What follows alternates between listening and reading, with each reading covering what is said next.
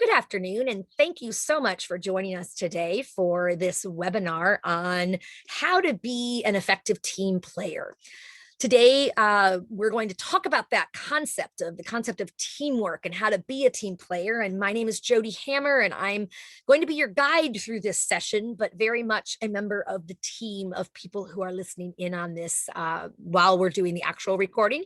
I'd like it to be as interactive as possible. So we're going to discuss a little more about teams, what makes a strong team, what you can do as a team member to help have more effective teams, all of those kinds of things. So it should be a fun conversation. And it's part of our new Friday professional development lens that we bring. We're shifting to do professional development topics on Fridays at 1 p.m. Eastern Standard Time. And then doing the career related, more directly career job search related on the Mondays that we do. So you can tune in for either or both. But I'm excited to be here. As I said, my name's Jody Hammer, and I'm the career services specialist with the NPCA. And our goal is to serve the returned Peace Corps volunteer population, both the evacuees who came back now, it's been goodness, a year already ago, as well as those who've been back for much longer, perhaps, and to support you in this way of both career and transition support. So job search assistance and the webinars, my podcast on Wednesdays that I do, Jobs with Jody podcast is available on Spotify, any other areas that I think you can get your podcasts from. So, and of course we do, if you have individual questions, please reach out to me as well. I'm definitely here to support you. So Jody, sorry to interrupt. Are we supposed to be seeing your screen right now? I'm actually loading it up. So I was just starting with this, but yes, thank you for reminding me too. We will be getting to that in just a moment here. I'm just maneuvering since I had to change between the different screens. I just it'll come up here in a moment. So thank you, Danielle. I appreciate that. Hopefully here, let's see if we can bring this up for you to see. Can you all see now the present? Yes, can you see how to be an effective team member? I can't see it. You do or don't? I don't. Oh, okay. How about anyone else in the chat box? Let us know. Are you not seeing that? Because that is an issue. I am sharing it, but let me just go back. We'll try it again. We gotta love these kind of things. They happen. This is yeah, it's up on my screen in the back, and I've gone into my, let's see here. Let's try sharing the screen again here from scratch right here. And now, how about now? That works for me. Great. Okay. Hopefully everyone else can see it as well. You can do a little thumbs up in the chat, or hopefully it's working for everyone now. That's great. Wonderful. Thank you so much. So today we're going to be, as I said, today we're going to be talking about being an effective team member and, what are effective teams and all of that. And I'm excited to be here with you. So let's go ahead and jump in. First, I want to just quickly define teams and teamwork, right? There's many different ways and definitions, but kind of one of the most basic ones that I found that I liked here was defining a team as being comprised of a group of people linked in a common purpose. So that might be a common, employer. It might be a common volunteer role, a board, or, maybe some other volunteer work you're doing. It can be in a lot of different areas of your life, right? It's not just teamwork at the workplace, although that is a big one, obviously. So teams are, as it says here, especially appropriate for conducting tasks, for getting things done, right? Because through teamwork, you can really ease the load oftentimes by sharing the responsibilities and having different people contribute different parts. And it can be based on their own maybe area of expertise or comfort level and such. But if everyone brings to the table, you then have a much better result and a bigger result than you would have if you were individual in there. It's the definition team stands for, and most people have heard the acronym, and I don't think I actually put it in my slide presentation today, but the TEAM, right? Does anyone know what that means? What's that saying? Team. What's it stand for? It's 4 words that start with TEAM. Anyone know? In the chat box here, let's see. Together, everyone achieves more. Yes. Thank you, Molly. I appreciate that. Together, everyone achieves more. And that's such a, it's such a strong, I think, concept. And it's a very much of a Peace Corps theme, right? I mean, we work in teams with our communities when we're in service. And we're, working together to accomplish more than we could if we just went in with that attitude of, I'm here to change your whatever, to improve this. It's not that, right? It's immersing ourselves and integrating ourselves into the culture, the people that we're serving, that we're working with, and really being seen as an insider, right? Because the value of our work is much bigger if it's coming from them, really, right? So it's maybe helping them achieve more by, growing as a team as well, and things like that. So I like that. Together, everyone achieves more. That's a nice acronym there. So great. And then teamwork, right, is, as it says here, a cooperative or coordinated effort on the part of a group of persons as a team. So it's, teamwork is working together on a team in the interest of a common cause or a common goal, an end result that you're looking to achieve. Okay. So that's a very basic definition, but I like that. I want to start actually by having each of you think a little bit about your own experience working in teams.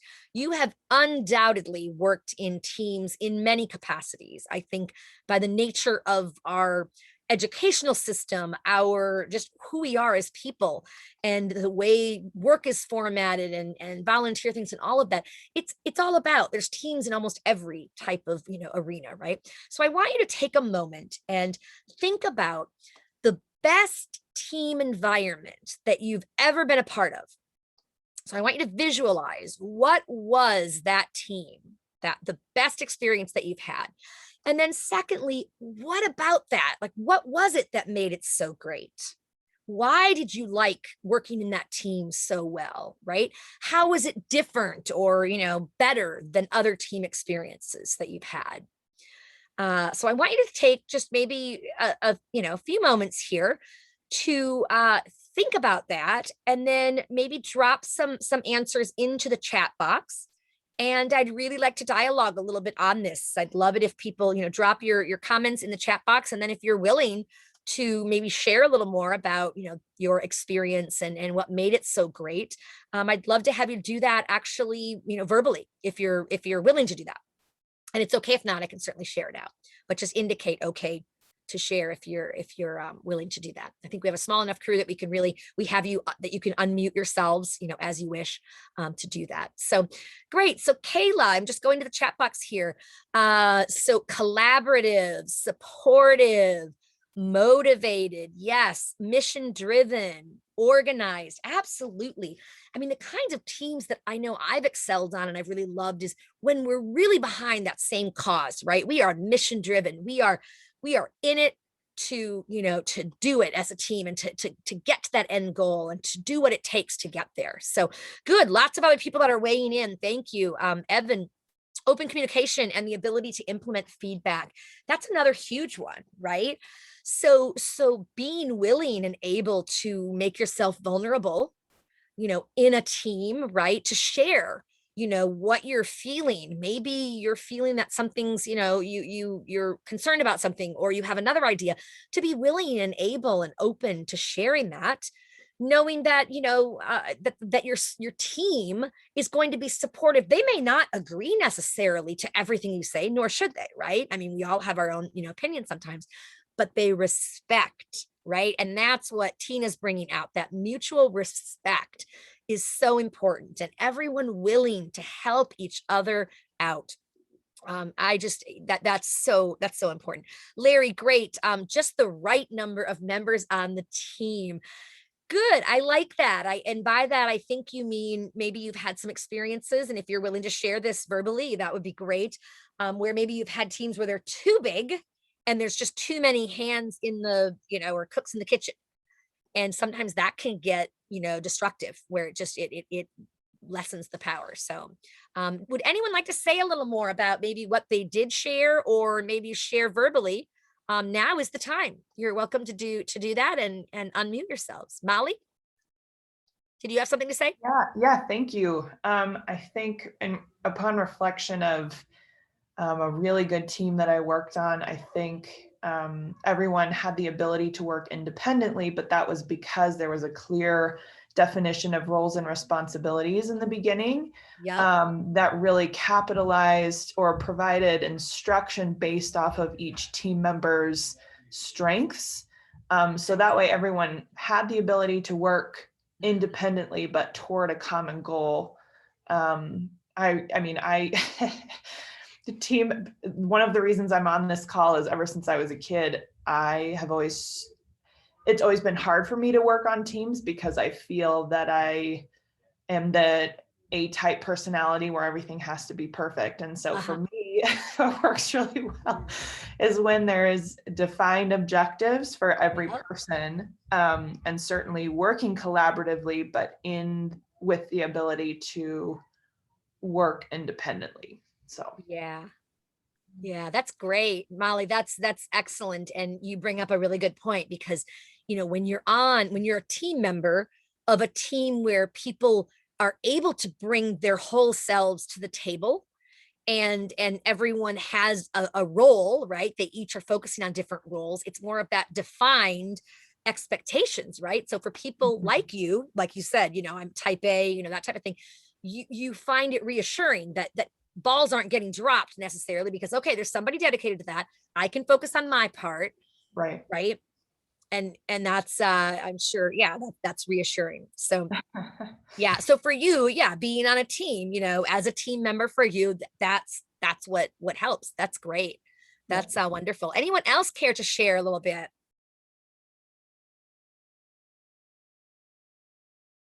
And while we wait for that, someone had said in here, open communication, but also great communication and great support throughout, right?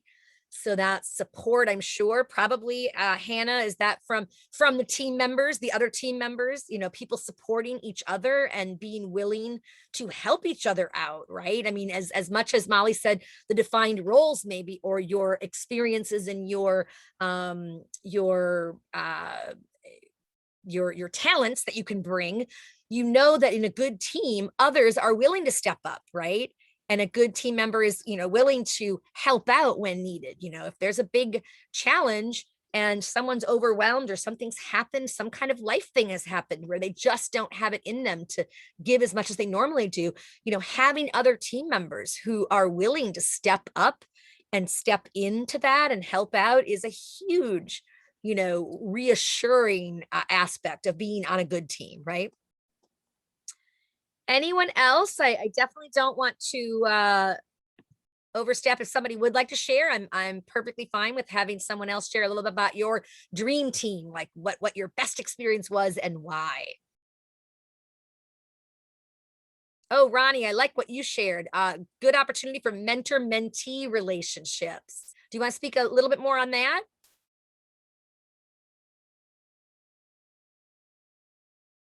I think Ronnie's here, right? Ronnie's usually very good about helping out with sharing and such. So that's fine. Ronnie, you can come back later. That's not a problem at all. So why don't we go ahead after I want to say a couple more things. Just, you all have brought out some really good aspects of quality teams, right? And what's made it, so positive. And when you think about the opposite, right? The like nightmare team you've been on, right? Probably the exact opposite is what you would come out with, right? It's, oh, there wasn't trust. People weren't willing to help each other. It was a competitive spirit, not a collaborative, type of thing. There was no direction overall from maybe a manager to help not lead and but complete kind of guide, keeping them on track a little bit on, so that they can, achieve what they want to achieve. So, I think back in my own case too, I've been very fortunate, I feel like, in life, and have generally had very positive teams and experiences. And I've had several teams, and one in particular was my team with Peace Corps headquarters in Third Goal when I started the first several years when I was there. When I first came in, the team that was there was so amazing. And it was all of what you're talking about here, right? The team had their responsibilities, the team members, right? And we each had our own areas that, we thrived in and that we needed to, bring to the table, but we were also there for each other. We had each other's back. I mean, if something happened, if something was, needed and they just, we needed to collaborate, people would step up, they would do what it took to make it work. And it wasn't about here's me to help, I'm going to come in and save the day, aren't I great attitude at all. It was much more of I'm here to help. Let me know what I can do, and just helping all of us accomplish the success that, the team was really looking at. And I really value that. And so, I know that it can be draining when you're in a team environment where there isn't, those kinds of those kinds of attributes, right, or characteristics. It can be really tough. And I don't have a separate slide on this, but I want to spend a little bit of time talking about draining, like the opposite, right? The teams, maybe you're on a team now that, and that's why you're here, trying to think about, okay, how can you be a better team member and hopefully make that a better team experience, so that you can make it a better, it may or may not be a dream one, but to make it workable and not painful. Because so often when people do have bad team, like they have a weak team, their team is not strong, it's not one that we've been talking about here, that meets your needs and collaborates and works together for the better, the greater good, and all of that. When you don't have that, it can be really destructive to your own well-being, right? I think your emotional health, your mental health, that as well, and just destroy your job and what your job you were brought in to do. If you have a really bad team, it's hard to remain positive and be that great employee if you're sucked into this negative team that just brings you down and all of that. And I'm wondering if anyone has an experience that they might be willing to share. Certainly don't need to give names of organizations or anything, but a situation where you maybe found yourself in that was not a strong, good, supportive team environment, and how you dealt with that. Anyone have such an example that they might be able to share?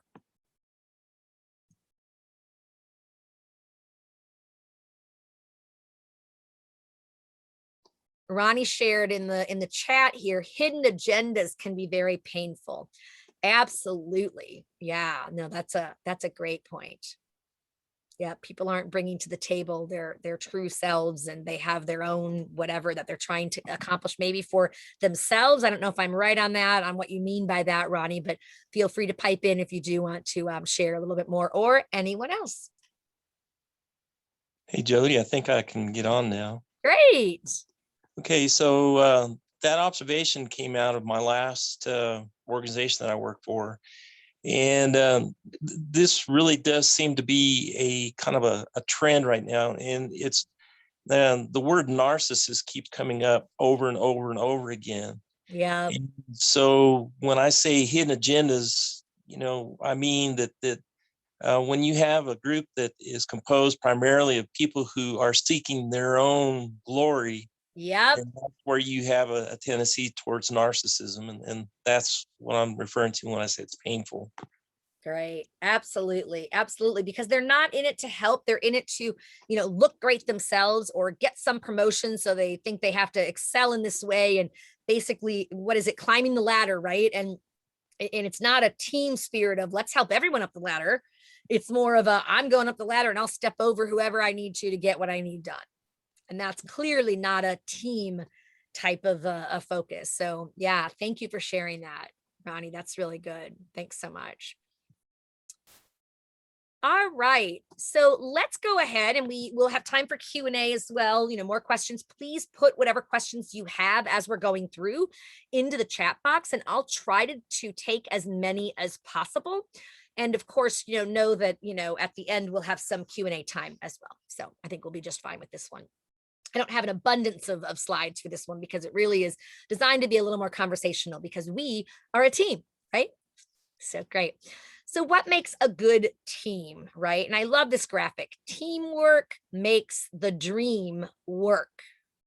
I love that. It's, we ideally in a team environment, right? As we've already said, you're working toward a common vision or goal, right? You're working toward something. And a dream, right? It's a dream. This is what we're envisioning. This is what we're dreaming. How do we get there? And then if you have effective teamwork and you work together and you work hard and you support each other and you do all these things we've already been sharing and we'll share more about, you can get there, together as a team. And that can be a really rewarding type of experience. So, what makes a good team and really, I'm focused on this slide more on team members, right? So members who want to be there, right? Have you ever been on a team where you actually were assigned to be, maybe nobody volunteered and you were assigned to be on some team, whether it's to plan an event or an activity, right? When people are kind of forced into something, generally, they may not bring their best selves, right? And I would encourage all of you, if you have that situation where you're kind of voluntold, as we say, right, into a position, in work, for example, very important. Even if, you didn't actively choose it, I would encourage you to try to embrace the activity and the opportunity for growth, right? You're going to, if you can help bring this to fruition, it's going to help the organization look better, do better, whatever, achieve their goals.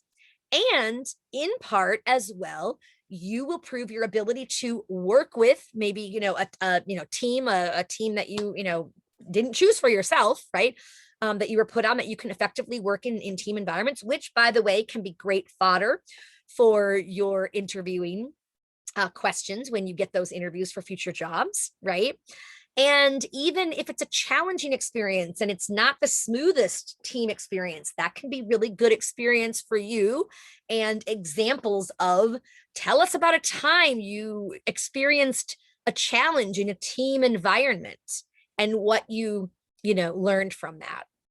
And I want to just give you I'm going to bring this to the interviewing realm for just a moment here. Bear with me as I talk about, in the interview, when they ask you questions like that, like if let's say that the scenario they gave you was, tell us about a challenge you experienced in a team environment and how you, resolved it or got through it or whatever, right? What you might do, and I'm trying to think of an example here. The example I'm going to use is one from like a graduate school kind of program where you're on a team where you didn't choose your team, you're assigned, right? So you might be able to say, sure, when I've proven my ability to work effectively in teams in many environments.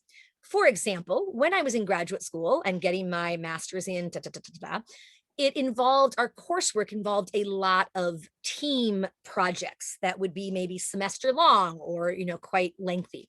And they were assigned groups. So you weren't choosing who you wanted to work with. And one particular example I can think of was when it was a team of 4 of us, and we were, we were put together to research, an issue and such, and then present it at the end, do a formal presentation in front of the, course participants, etc.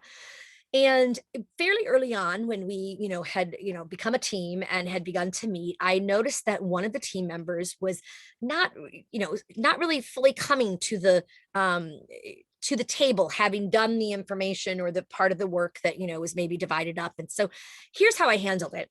I called a team meeting just to check in and say, hey, how are people feeling? How are you doing? Let's talk about, what's going on with the different, aspects. And we came to find out that this team member had just lost her mother and she was struggling, understandably so. And so we worked together as a team. Upon learning that, we were all very supportive, of course, of that kind of a situation. So what we did was we agreed to take on more of the preparatory work and the research up front and give her a greater role in the end of the semester in presenting it, which would give her a little more time to grieve her mother and still be able to, be an effective team player. And I'm really proud of the outcome of that. We got an A and da da da da, right? So that's just one example how you might weave a less effective team experience, right? Or some challenge that you dealt with into, an effective interview response. Does that make sense? Anyone? I don't know if folks can kind of conceptualize, that. I think it's just, my point here is always take that, don't go to the accusatory. You're not doing what you're supposed to. You need to step up. You use that I language, which we're going to talk about later. We're going to actually, we have a slide on that where we'll talk more about that, but staying in that like collaborative and really assuming the best, right? Let's assume the best in everyone, right? That people aren't intentionally trying to thwart your whatever, your project. They're not, there's other things going on as well that can oftentimes, weigh in. So great. So let's see, members. Yeah. So great teams are obviously members who want to be there. I mean, ideally, you want a team where everyone is stepping up voluntarily and like, I'm excited about this. Let's do this.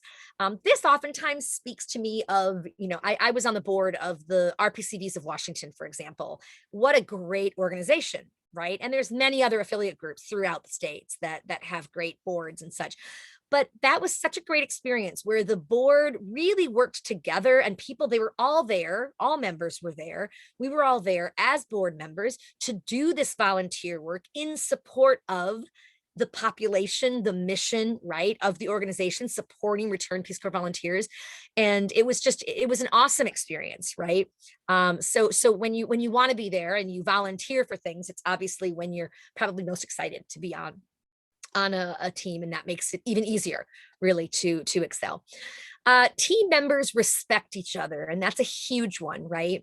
You see a lot, and I think it's hard when you, for example, if you're on a team, you're at work or something, right? And you're put on a team or you volunteer for a team and there's other people on it. You may have wonderful people that you absolutely adore and you really like to work with. On the other hand, you might have people that you just don't seem to click as much with, or they just seem very, kind of off. They don't want to be maybe there, or they just seem, so it's hard, right? And you want to be in an environment where everyone respects each other. And I think what I would say is do your best when you come on to be that, the kind person, the supportive, that like, helping, each other out and, an example of a good team member. And it really can be contagious, right? And it can help others, kind of see that as well and be energized and do better things as well. So that's awesome. Let's see here. They follow team rules. Yeah. For effective teams, there generally are rules, right? Many times they're not written. So oftentimes they're kind of these unwritten rules of, okay, what makes an effective team? And we've talked about that some already, and we'll talk more throughout the course of this session.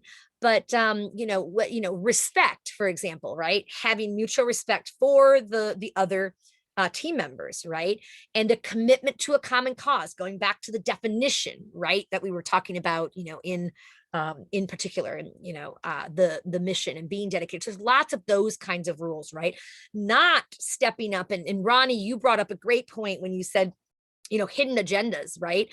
Not just, people who are, where they're being narcissistic, or they're just caring about their own future and their own experience and not, supporting the others. That's what you obviously don't want. So you want people that are willing to follow the team rules. Now, sometimes, and I don't know if any of you have been, tell me, have any of you been in a team building session, maybe in a job that you've had in the past where they've done team building as maybe a retreat right? Your team retreat, and they do team building. It has become very popular, right, to do it.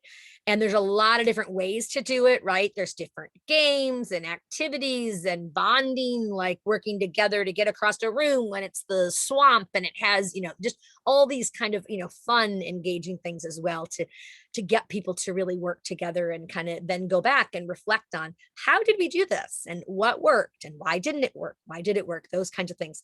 So there are a lot of really good experiences with that. And I would love to hear from folks, just start thinking now about like what kinds of team work or team retreats or what kinds of activities have really helped you.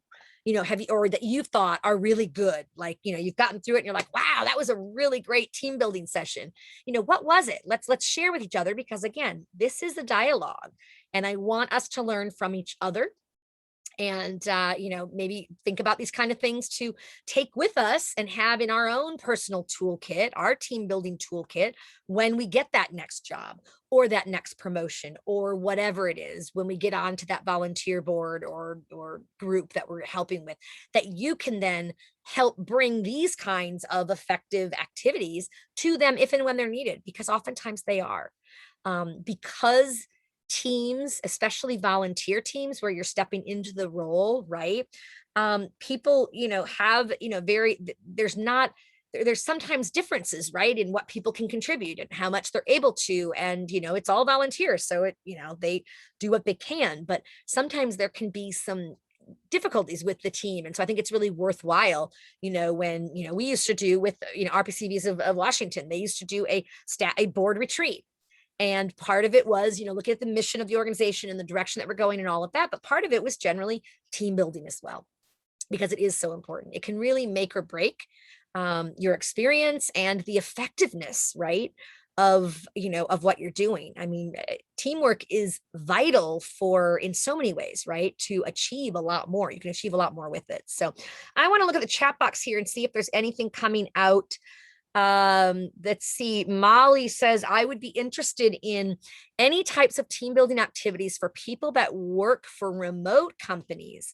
All of my coworkers work all over the country. Great question. And I'll tell you, Molly, when I was researching for this a little bit and just kind of, looking at some information, I know that nowadays I did see some information, and I didn't include it just because we don't have a long time here, but and it was specifically on how to conduct team building for remote teams, right? I mean, realistically, ideally in person, you can like really, get a lot done, and it's great. And I think that's, if you have that option, that's awesome, but it's not the reality, because like Molly says, many people have work teams that are made up of people from all over the world, all over the states, certainly, and sometimes the world.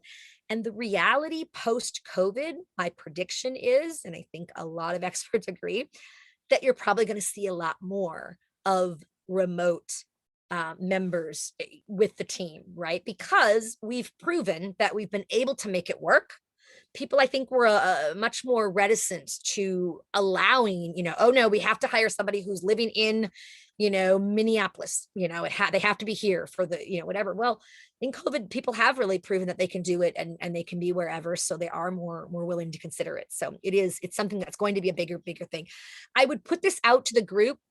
Have any of you heard of any types of team building activities for people that do, work remotely and the entire maybe team is remote? If so, definitely put, some comments in the chat box, or just say, just unmute yourself, and I'd love to have you share a little bit about that.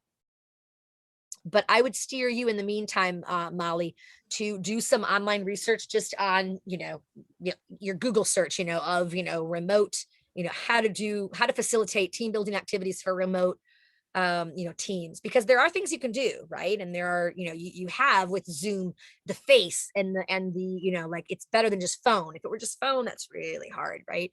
You don't see the body language, which is just as important, right, as your, verbal language, things like that. So, but that's a really great question. So if anyone has ideas, definitely pipe in here, and I'm going to go back and see. Yeah. Yes. I'm not sure specifically about team building. There might be like ways that you can like participate on like an actual like interactive thing, but I think they're definitely for the building of trust that we would normally kind of find in informal chat that kind of disappears when you're not physically in the office and just randomly bumping into one another and chatting. I think you have to make more of a concerted effort, especially for those joining your team.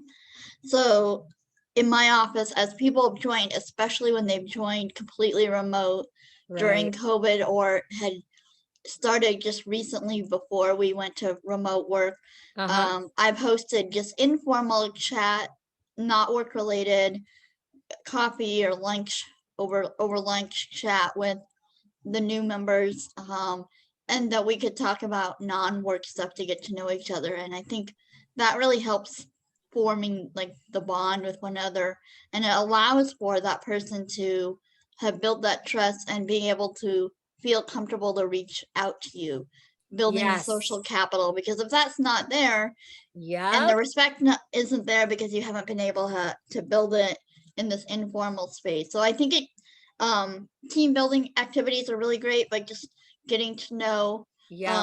I also, when I meet a new team that I support, I make sure to do introductions and have it include something that's more personal. So that way you can kind of check in with that person like you would do in the Right. office. You'd be like, how was your weekend? And Right. what did you do? And those kind of things. So I think it can be done. It's just you have to make more of a concerted effort in the virtual space. That's such a great point. And, just connecting on non-work or non-whatever, just, hey, where are you from? Oh, you went to, getting to know people, right? I mean, that's the foundation of any good interpersonal relationship, right? Getting to know about each other, expressing interest, right? You're interested in learning about me and here that's that kind of bond. That's what I think creates that bond. So that's so important. And I know, Tina, I just want to give you a shout out with USAID with your you guys do like the office hours, and you've done the affiliate group. You have the workplace. It's a workplace affiliate group, which is basically a Peace Corps, an NPCA, right? You're like Peace Corps, your RPCVs of USAID, for example. And you've done a great job, your team, of really fostering, a strong team of people who are willing to step up and help. I mean, help me with, doing maybe serving as a panelist, for a USAID event that we're hosting, or, for RPCVs to tell them more about it and share their experience. It's been really, that's been great. That's been very helpful. So Yeah, and the thank you. board of that WAG has been really great about creating some spaces for social events. So regardless of Yep. what office or bureau you're in, and so that's been Yeah. really fun to participate in. So yeah, we have a really great board. Yeah, no, it's great. I'm so impressed. So thank you for sharing. I do want to go into the chat box here because there was one comment that I think is really important. That let's see who had brought it. It was sorry, along the lines of, it was Evan. Evan, thank you.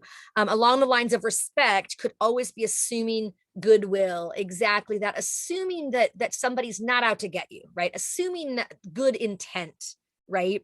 And that goes a long way too. When people they may do something that bothers you, but trying to assume that they're not out to like just make your life difficult. They're not trying to do that to cause problems. Their intent may have been very positive, and maybe the way that it came out or whatever happened, it isn't right. And sometimes I think this can actually be helpful as well when we're talking about some of the like diversity, inclusion, and the workshops that are happening and taking place that are great and they're wonderful. And maybe somebody, one team member uses maybe a phrase that's not as, it makes some uncomfortable, and instead of jumping, oh, that is so not right, that is helping them maybe in a more supportive way of for me, at least, I just want to share my preference would be this term or whatever, something, you know what I mean? To let people know, not in a way like slapping their hands, oh, you said this wrong, you did this wrong, where then they shut up, and they don't want to talk again because they're scared, right? Of being, seen as, being, one way or another. So, okay. So great. I want to look here too. We have Ariel saying, as a Vista leader, I'm responsible for the professional development of the Vistas I work with. Due to COVID, these have been virtual, which makes it easy to include the Vistas we have in other areas. That's great, Ariel. That's kind of it sounds like that's an advantage, right? I mean, it's challenging in other ways, but the fact that you've been able to easily, right, bring in and have other folks participate, right? I think this also speaks a lot, a lot of the affiliate groups have been doing some great events, and they've been able to open them up to RPCDs from around the states, because they're not going to be an in-person event. It's going to be a virtual event. So they very kindly said, hey, whoever can come. I think of the recent, more recent San Francisco Federal Executive Board career type of, fair that they had, and it was virtual, and they allowed people from all over, which was great. So I love that kind of collaborative spirit where people really, are working together, and because that's what it's all about, right? I mean, and that's what it takes to really, have a good team. So great. Molly, you said, okay, we got your question. That's great. Just want to see high angle ropes courses, great trust building. Oh, absolutely, Ronnie. That's awesome. I love ropes courses, and I've done several of them, and you're right. They are absolutely, it's working together as a team. And the one that comes to mind for me is where you have a team member who literally is going to fall backwards, and the rest of the team, they're going to catch that person, however they, have this, worked out. But that takes a lot of faith, right? And a lot of, trust to just completely, stand up with your, hands over your chest and just drop back. Like that's not easy to do. And so those kinds of things, obviously that's an in-person one, but other ones like that I don't know, Ronnie, if there are other ones that you're thinking of when you say the high angle ropes course for the trust building, as a team or individually? As the team members, like working together to get from point A to B, or?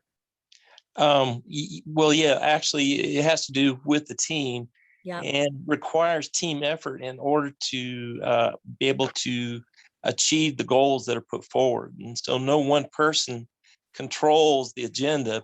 They all Right. have a part to play. They all have a physical part to play. And if one person fails, then the whole group fails. And so that's Yep. the idea. Exactly. You fail together or you succeed together. Great. Thank you, Ronnie. I appreciate that. All right, let's go ahead and move on, because I want to make sure that we get through the few slides that are here left, and we'll take some more comments. So please continue to put your questions about team building, about what makes a good team, about any questions that you have on these concepts, and we'll get through to them. Everyone takes responsibility. We already really talked about that.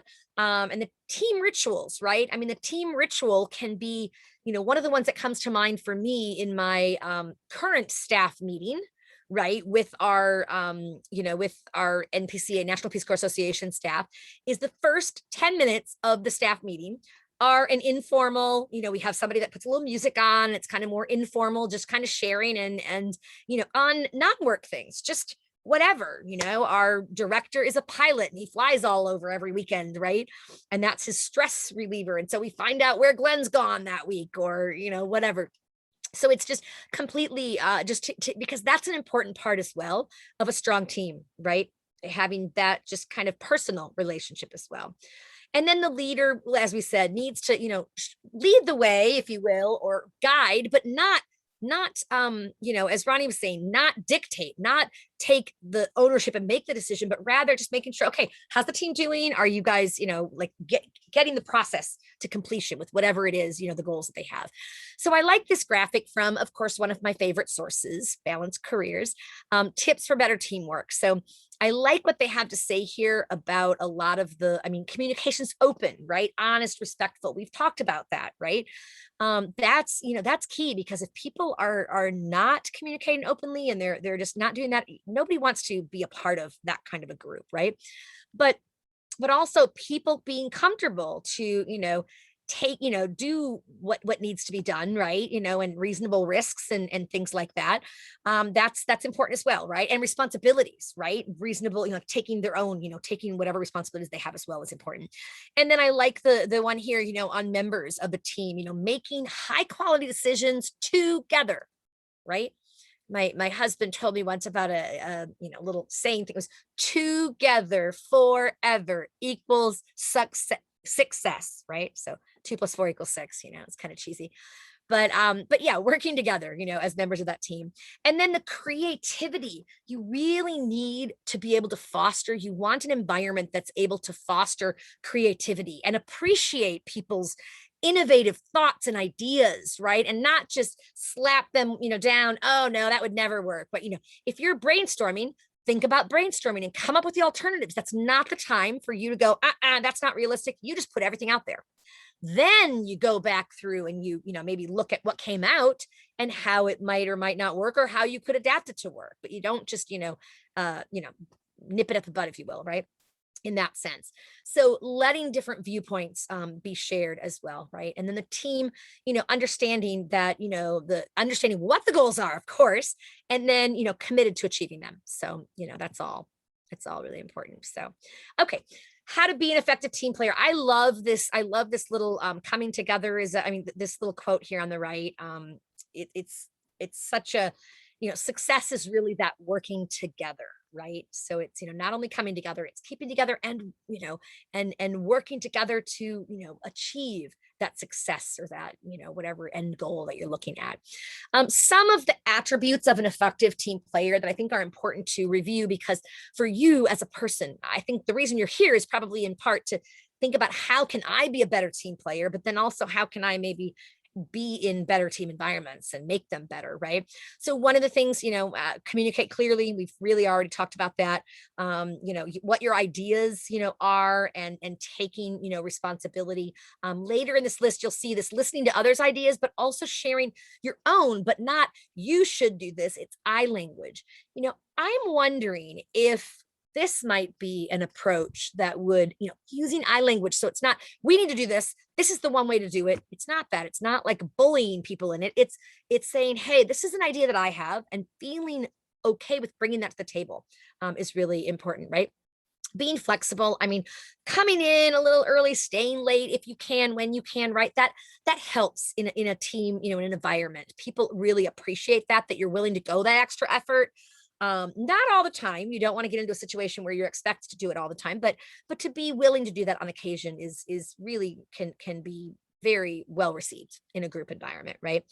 And then, stepping up and being flexible, right? What other ones would you say, in your experience, have you found to be the most important things to be an effective team player, the most important qualities of an effective team player that you would like to emulate, or maybe you do emulate? Great. Let's see here. Just drop those in the chat box or unmute, because as I said, I'm always willing to have you share a little bit from your own experience as well. Oh, someone shared a YouTube. Thank you. Oh, that's our playlist. Yes, thank you, Danielle. That has our different webinars, and we are in the process of actually changing this. So we are now doing 3 different playlists. So we have a playlist for our professional development ones like this. And then we have a playlist for our job search career related ones. And then we have another one for emotional health and well-being. And some of them cross over. So you might find some in both, but we're trying to keep it from being this just overwhelming, 90 plus, videos now, which just can be hard to go through. And we're also working to kind of, just make that more clear for folks. So great. Anyone have anything? Let's see, there's a new message here. Let's see. Encourage, encourage, encourage. Yep, absolutely. Just encouraging others, encouraging yourself, because sometimes we lose our own, sense of, self-motivation or encouragement or faith in ourselves, right? And that whole sticking with it. You may be in a tough, spot in some ways, or in a team that's, not as effective, but really trying to, come at it from that positive, proactive type of lens can really help. So great. Let's see here. So I do want to I know we're about at the top of the hour anyway. And I do want to I have a couple more slides here. If you do need to take off, I completely understand. You can look at the recording. But because many of you either are managers or have been managers or will be managers at some point, I think this is a really good graphic on building an effective team. I really like the way they have it listed here. So I just, I just wanted to include it so that you could, look at it a little bit, but it's really, I mean, the keys here, right? Act as a humanizing influence, or harmonizing, excuse me, harmonizing influence, right? That, getting, helping them to kind of be a team, and, the good part, shared responsibilities. So, allowing your team to, work on their own and their own solutions, not necessarily, you don't want to say, this is the solution, because that's no, that, it's, that's why you have a team working on it. So to be an effective manager, you want to give them more of that autonomy, right? And giving them time to share, right? So you're open, you're willing to, hear things, the importance of each team member, right? Not just the more maybe extroverts. I mean, I'm an extrovert, right? Very much of an extrovert, right? And not everyone is, and introverts might want a little more time to kind of, think, or they may not be comfortable in saying it. Maybe for them, trying to get it out in different ways. There may be, you can foster that as well, so that everyone, because everyone's ideas are just as important, right? And yet sometimes, some can get trampled, if you will, or just kind of lost in the shuffle. So, being clear with your intent, goal oriented, kind of, looking at the team, establishing that kind of, values and goals, and what's the mission, what are we moving toward, to kind of reminding them of that, being there to support them, knowing that they can come to you if and when they need help is huge, right? You don't have to be there in every, meeting. In fact, you probably shouldn't be there, right? In every meeting. Like they, if you're giving them and trusting them, have them do that part of the work, right? And having them know that you're there and you're happy to come anytime they want you to, maybe, hear something or an idea, that kind of thing. And then just really trying to get everyone in, right? All hands in, everyone coming to the table. So I've been reading behind the lines. I think that's part of, with effective managers, right? Reading, the body language, and, just knowing, what they're saying or not saying, and how that might impact. And that's really important as well, which can kind of come down to some of the emotional intelligence as well, right? Your EQ versus IQ. Which is good as well. So, and then here, lastly, with the managing one, what you say matters. And so I think this is true for managers, but also any team member. It might be the lead, of the team that's, maybe steering it a little bit, whatever, but it can also be of the team members, right? So thanking, right? Thanking the team, being, grateful for what they're doing, right? And making sure they know that this makes a difference, right? What do you need from me to make a success? Like, these are great questions, right? Own up to your own. If you made a mistake, own up to it. Don't just try to, blame someone else, or just, shove it under the rug and hope nobody notices. Own up to it. It makes you human. And it actually makes you more endeared to groups in many ways, right? So I value your contribution, making sure that, the team members know that you value their contribution, and hopefully everyone else values each other's contributions, right? What did we learn from this, that we can use next time? Let's face it, not all of our team experiences are going to be end up in positive. Maybe you make a decision that ends up not working out, but you know what? You learn just as much from that. And going back and thinking, what could we use from that we could maybe make a better decision next time? And those, again, can be great fodder for those interview questions. Okay. So I have faith in you. I know you can do this. Keep up the great work, right? It's that giving that reassurance and giving those, kind of kudos, if you will, right? How can we do this better? And do you have the capacity to do this now, right? All those kinds of questions, right? That's what great leaders say, to teams. So I just think that's important as well. Great. And then lastly here, I like this, this quote here, the strength of the team is each individual member. The strength of each member is the team, right? So it's this like symbiotic relationship, right? It's, the stronger you are as an individual, the stronger your team is going to be. And the stronger the team, it's really the strength of the team is, every member contributes, I should say, to the strength of that team. And the strength of each member is the team. I love that. So, all right. So we are at the Q&A here, and I know that we are at the end of the hour, or at the top of the hour here. So I wanted to see if there's any final questions in the chat box. Let's see. Larry says, running check-in framework, team expectations, rules versus actual environment situation. So running check-in framework. Yeah. So you're saying the manager would do that, Larry, or the team lead, or the team itself? You can unmute if you're open to that. The team itself. Okay, right. That's great. Yep. Like doing that check-in. Like you can't just plow toward your goal, right? As a team, and to be effective, you've got to be reevaluating. How did that go? Where are we at now? Let's look back so far. Okay, where do we need to go? Where have we been? Where, like what? And then you might have to change course, and that happens as well. So that's a really good point. Thank you, Larry, for sharing that. Let's see. Anyone else? Anything here before I let you all go? Looks like collaborative and understand that there are times to follow others too, instead of wanting to always lead. Absolutely, Evan. And that's what I meant by, yeah, you don't want to plow over other people. You really want to respect everyone and allow them all to have that opportunity to kind of, take the, it's a shared reign, if you will, right? To steer it to where it's going to go. And it's really the team members, not just, you. So great. Wonderful. Thank you so much, everyone, for your thoughts today and for participating. And I can stay on for a few minutes if you do have additional questions, but I definitely just want to thank you all for being here. So. All right. Thank you so much, everyone.